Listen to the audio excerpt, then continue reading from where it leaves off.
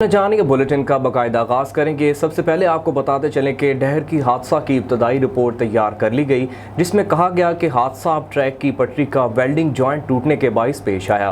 अब ट्रैक की दाईं पटरी का जॉइंट वेल्डिंग से जोड़ा गया था, जो टूटा हुआ पाया गया।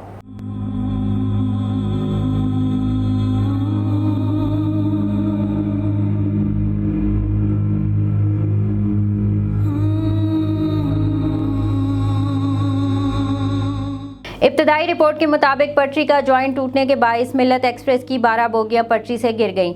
डाउन ट्रैक पर सर सैयद एक्सप्रेस गिरी हुई कोचेस से टकरा गई।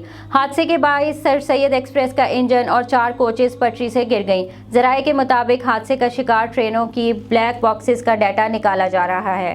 ब्लैक बॉक्सेस के डाटा को federal government inspector of railway की तहकीकात में शामिल किया जाएगा।